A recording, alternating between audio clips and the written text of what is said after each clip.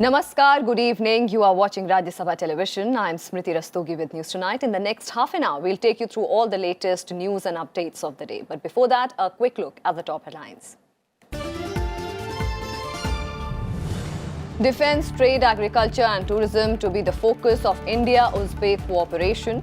17 agreements signed after bilateral talks between Prime Minister Narendra Modi and Uzbekistan President Shavkat Mirziyoyev. Uzbekistan backs India's bid for permanent membership in UN Security Council.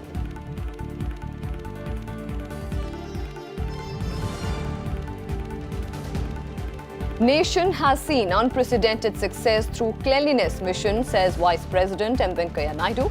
In his address at Mahatma Gandhi International Hygiene Conference, applauds the people's movement for drastically reducing open defecation since 2014.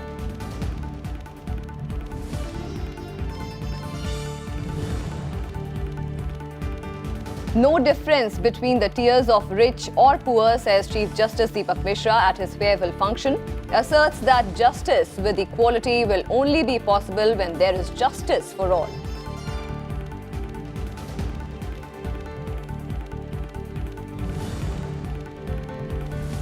UIDAI asks telecom companies to submit plan to stop using unique ID number for customer authentication in the next 15 days. Order comes a week after Supreme Court struck down Aadhaar Act provision that allowed companies to use the 12-digit biometric ID.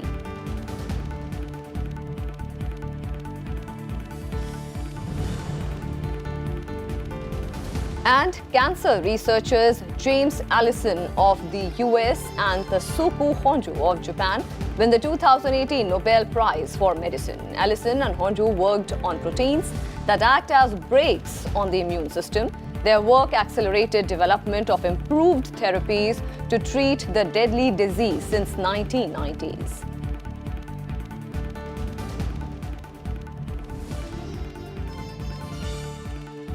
India will further deepen its relationship with strategically important Uzbekistan. Agreements to this effect were signed between the two countries in the field of defense, trade and cooperation and other fields as well.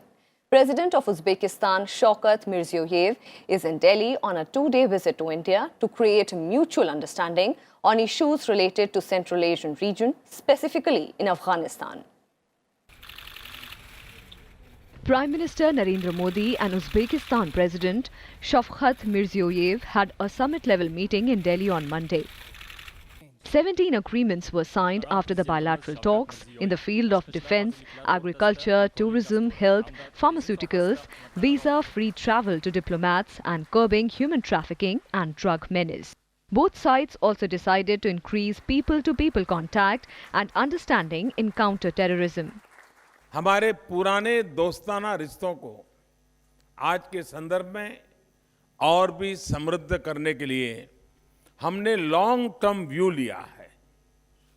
क्षेत्रीय महत्व के मुद्दे जिनसे हमारी सुरक्षा, शांति, समृद्धि और सहयोग जुड़े हैं, उन पर भी सार्थक विचार विमर्श हुआ है। Both sides also decided to increase cooperation on outer space. An India-Uzbekistan Business Council will be formed to deliberate on these issues in depth. In a major step on international cooperation, Uzbekistan supported India's candidature for UN Security Council. प्रसन्नता का विषय है कि हमारे रक्षा संबंधों में वृद्धि हो रही है। आज की मुलाकात के दौरान हमने संयुक्त सैन्य अभ्यास और सैन्य शिक्षा एवं प्रशिक्षण समेत अन्य आवश्यक क्षेत्रों में रक्षा सहयोग बढ़ाने पर चर्चा की है। राष्ट्रपति जी, आपसे विचार विमर्श ने एक बार फिर स्पष्ट किया है कि भारत और उज्बेकिस्तान एक सुरक्षित और समृद्ध एक्सटर्नल एनवायरनमेंट चाहते हैं। Укрепление стратегического партнерства с Индией – один из важнейших приоритетов внешней политики Узбекистана. I would like to underscore once again consolidation of the strategic partnership with India stands as one of the most important priorities of Uzbekistan's foreign policy. At the moment, India, as one of the largest world powers, is taking an active participation in addressing the global problems. While taking these factors into very consideration, Uzbekistan once again does confirm its support of India, so that India should join the United Nations Organization's Security Council as a full-fledged and permanent member. A guard of honor was accorded to the visiting Uzbek president. President Rajnath and Vice President M. Venkaiah Naidu also met the visiting dignitary and expressed complete solidarity with the developmental needs of the Central Asian giant. Vice President Naidu said both countries should join hands to bring peace to Afghanistan. Uzbek president was full of praise for the continuing prosperity of India and the role it plays in maintaining the power balance in the world. Uzbekistan is important for India for deep strategic regions, and India is important for Uzbekistan for development requirements. It's a win-win situation for both the countries and also for the stability of the Central Asian regions. Akhilesh Suman for Rajya Sabha television with camera person Kawaljit in Delhi. Vice President M. Venkaiah Naidu was the chief guest at the International Human Rights Conclave on Monday, organized by National Human Rights Commission. In his address on the occasion, the Vice President stressed that misuse of human rights has become an issue of concern. He added that the world must come together to fight against terrorism. The National Human Rights Commission organized an International Human Rights Conclave on Monday as a part of its Silver Jubilee celebrations. Delivering the keynote address as chief guest, Vice President M. Venkaiah Naidu called terrorism an enemy of humanity. He urged the United Nations to come up with strong, coded action to tackle terror and its sponsors. So human rights do not fall in mutually exclusive category, number one. Number two, they are a matter of right for all in equal measures. Number three, therefore by logic human rights are mutually agreed upon and one cannot transgress the rights of others. This has to be understood. Along with the right, you have a responsibility. Misuse of provisions of human rights emerged as an issue of concern in the recent times. Human rights need to be in harmony with the interests of the society and the nation. Human rights do not confer unfettered liberty on anyone to speak against the state and the nation. Human rights are best upheld if they are in harmony with the interests of the nation and fellow citizens. Dissent is welcome. Disintegration, a big no. Vice President Naidu also stressed that violent threats were not acceptable in the democracy and all forms of violence must be condemned. He said human rights must be in harmony with the interests of the society and nation. The Vice President Naidu also asserted that dissent is welcome, but attempts to break the country won't be allowed. The Constitution do not give you liberty to kill others. And this country is having a background of losing its two former prime ministers. There were a number of MPs killed, MLAs killed by terrorist groups and also these extremist groups. And now you hear news reports about plotting against the prime minister. And then still you don't want to take action against anybody. You have no right to work against the unity of the nation. The Vice President said Indian culture from times immemorial has treated women with reverence. He exhorted youth of today to understand the importance of the culture and tradition in respecting women. Kriti Mishra, Rajya Sabha TV. Vice President M. Venkaiah Naidu also addressed the concluding technical plenary session of Mahatma Gandhi International Sanitation Convention at New Delhi today. He said that father of the nation, Mahatma Gandhi, accorded highest priority to sanitation and cleanliness. He also said that the dream of the father of the nation could be realized through Swachh Bharat Abhiyan, which is a government program that eventually became a Jan Andolan, a people's movement. He further mentioned that India is on track to achieve open defecation-free status by 2019 on the 150th birth anniversary of Mahatma Gandhi. Most of you are aware that the father of our nation, Mahatma Gandhi ji, accorded highest priority to sanitation and cleanliness. He said, I quote, "Sanitation is more important than political freedom." This statement he made 116 years back while addressing Banaras Hindu University. It's a powerful statement saying that sanitation is more important than political freedom. Country was struggling for political freedom, but he made such a statement stressing the importance of sanitation. I feel proud that in the last few years, India has made an unprecedented progress towards achieving universal safe sanitation goals. Media should function as a means of empowerment for development through informed actions. This was Vice President M. Venkaiah Naidu's message at the 3rd Justice Verma Memorial Lecture in New Delhi on Monday.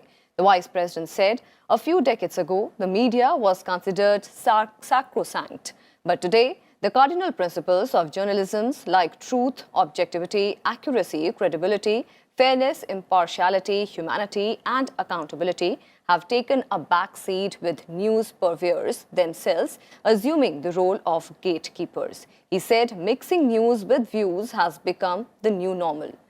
Vested interests and mischievous elements are trying to spread false news. In such a scenario, journalists have to be extra careful in checking the veracity of information and guard against fake news, disinformation and misinformation.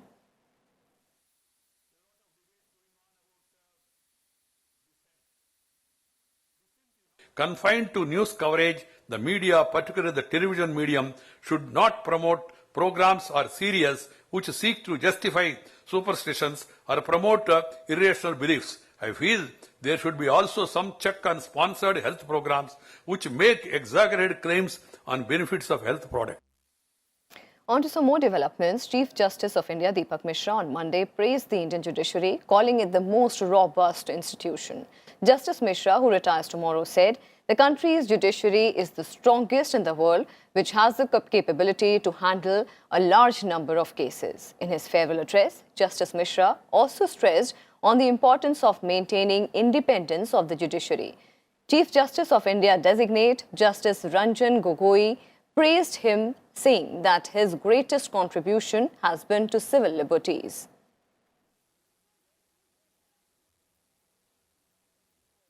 I assure you, Mr. Nariman, I shall preserve it for my memory, for posterity and history, which is sometimes kind and sometimes unkind.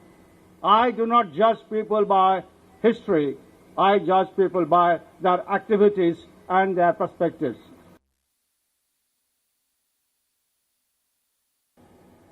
In cases like Tehseen Poonawalla and Shakti Bahini, Justice Mishra has spoken against social evils like mob lynching and honor killings and denounced extra-legal attempts at dispensing justice. Individual liberty is a recurring motif in his judicial opinions. The tax deduction at source and tax collection at source provisions under the GST came into effect from Monday. These provisions will check evasion of goods and services tax. Here are the details. After the GST regime gained momentum, the government introduced the TDS or tax deducted at source and TCS or the tax collected at source provisions. GST law requires TDS to be deducted by certain specified government bodies and PSUs where the total value of the supply under a contract exceeds 2,50,000 rupees. TDS serves two purposes: collect the tax as it is earned and foil the tax evasion. When tax, howsoever small, is deducted at the source, the person comes under the tax authority's radar. This can go a long way in curbing the tax evasion which may happen in the GST. All public sector companies, central and state establishment, they will be required to deduct tax at the rate of 1% on all the payment which they are making to the under various contracts. The provisions make it mandatory for e-commerce companies to collect tax at source to track sellers on online platforms. E-commerce companies will now be required to collect up to 1% TCS while making payments to suppliers. States too can levy up to 1% TCS under the state GST law.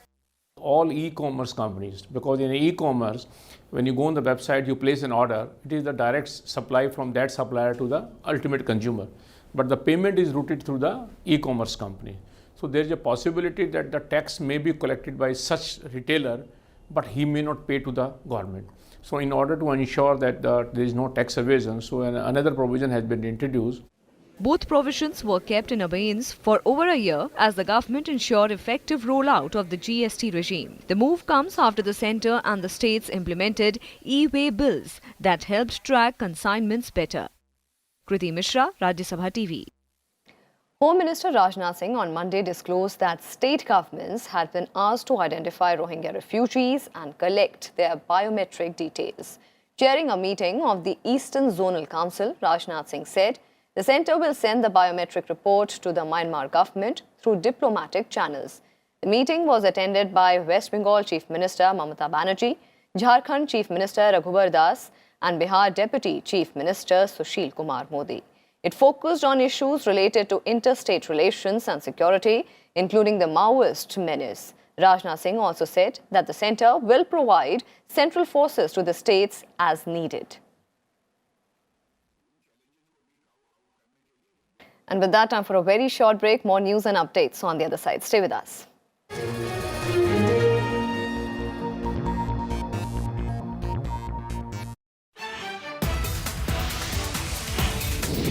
On this edition of India as well, we will analyze the future of SARC. If there could be meeting ground in a sub-regional framework, then perhaps it will help get over and provide an opportunity for informal interactions between the leaders of India and Pakistan. One is we have not been able to invoke their confidence in us. Secondly, within these countries, they are highly politically polarized. And one of the major factors of polarization is India. Are you for India? Are you against India? And all these countries, not only one. And third is the role of external factors. Building up the bilateral will be a step towards making the sub-regional groupings as well comprehensive and credible.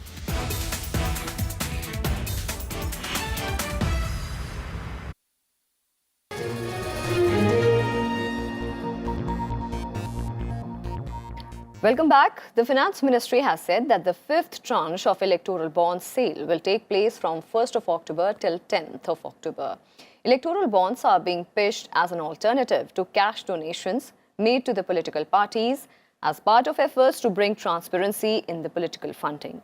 The ministry said in a statement, State Bank of India in the fifth phase of sale has been authorized to issue and encash electoral bonds through its 29 authorized branches. The government had notified the electoral bond scheme in January this year. As per the provisions of the scheme, electoral bonds may be purchased by a person who is a citizen of India or entities incorporated or established in India. The sale of first batch of electoral bonds took place from March 1st to 10th, 2018.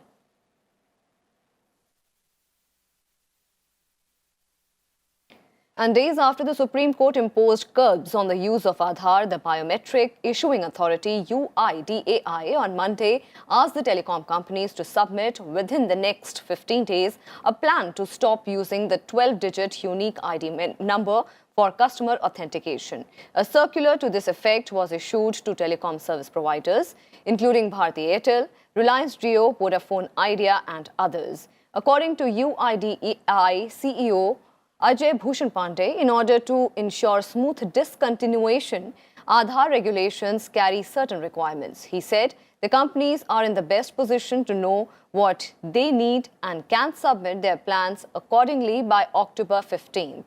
Supreme Court last week struck down Section 57 of the Aadhaar Act, which allowed private companies to use the 12-digit biometric ID-based eKYC.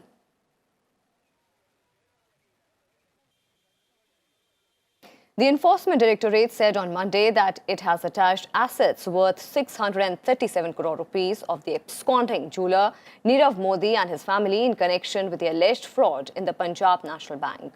The agency said the properties, jewellery, flats and bank balances are in India, UK and New York, among others. The ED said the assets have been attached as part of the 5 separate orders issued under the Prevention of Money Laundering Act. Nirav Modi and his uncle Mehul Choksi are the main accused in about 13,000 crore rupees PNB fraud case.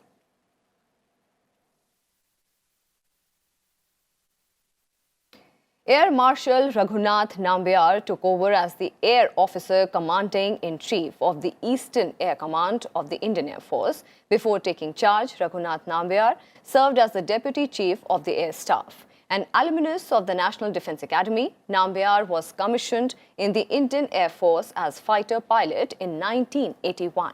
Nambayar has flown 42 types of aircraft as pilot in command. He has the distinction of having the highest number of flying hours on Mirage 2000 aircraft, with over 2,300 flying hours to his credit and an overall 5,100 hours of flying experience. He had served as a senior air staff officer at the Eastern Air Command in the past.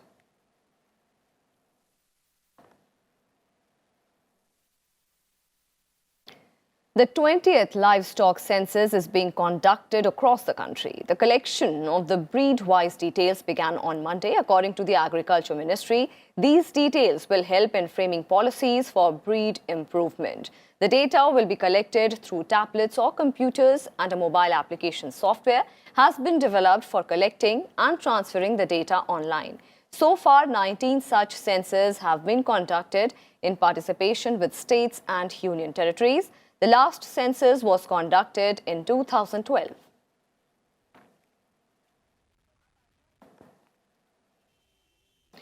Veteran actor Naseeruddin Shah has called for a more human approach of filmmaking. He also underscored the need to make technicians and crew members working in difficult and challenging situations part of the concerns of the big movie stars. The veteran actor, who has worked in over 100 films, plays and TV shows, said this at a special meeting in the 300th episode of Rajya Sabha TV program Guftgu. अब अगर आप commodity बन ही गए हैं तो फिर तो ये सारी बातें आपके लिए बेमानी है।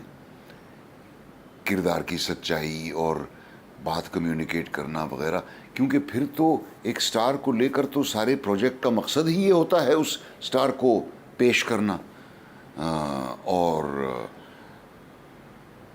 कैसे इन लोगों को जो कुर्सी पर बैठने के करोड़ों रुपए लेते हैं, ये ख्याल नहीं आता कि वो जो आदमी वहाँ पे चढ़ा हुआ है लाइट लिए हुए, एक धोती पहने हुए, और जिस पानी के लिए भी कोई नहीं पूछता, टेक्नीशियंस की मैं बात कर रहा हूँ, जो लाइटें ढोते हैं, उठा के वहाँ तक ले जाते हैं, फिर नीचे लाते हैं, जो सबसे पहले पहुँचते हैं और सबसे बाद में जाते हैं।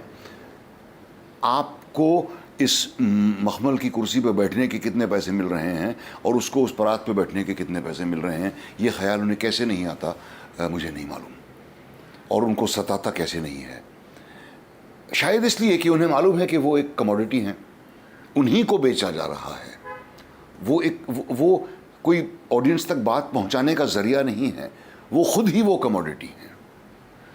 तो उन्हें दोष देना शायद गलत है, क्योंकि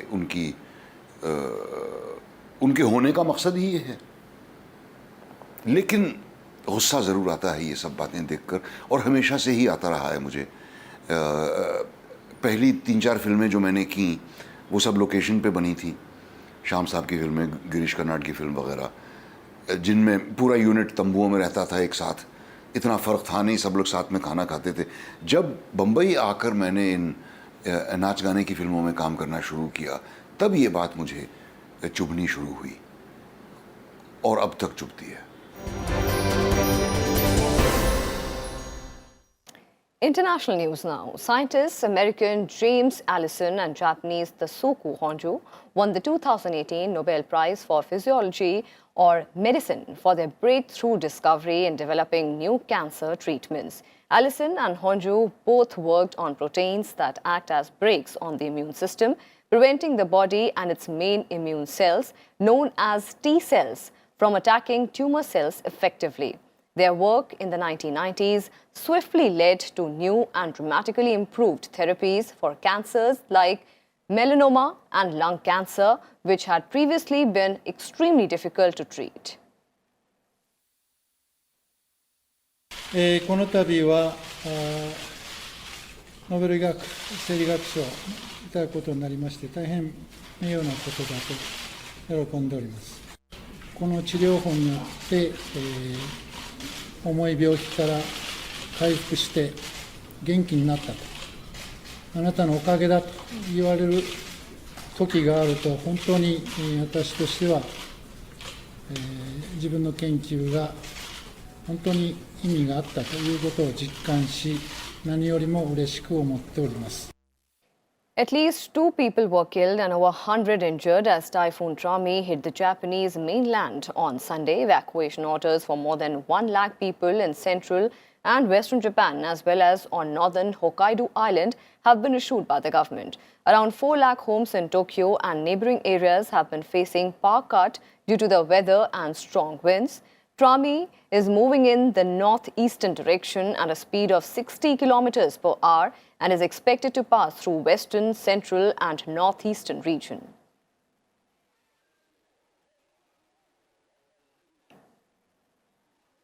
Rescue and search operations continue in Indonesia as the death toll on quake-hit Sulawesi Island continues to rise.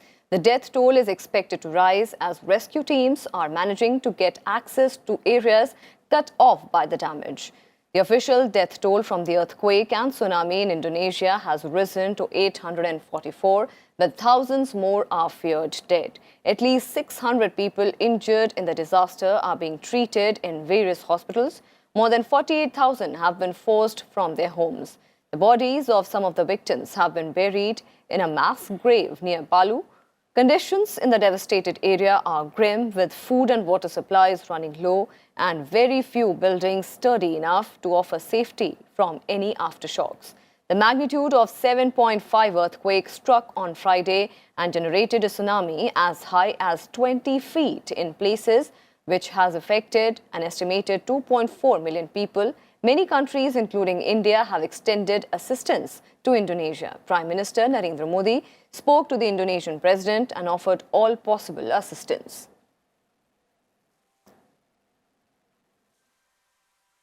And that's all we have for you in this edition of News Tonight. For more news and updates, keep watching Rajya Sabha Television. Namaskar.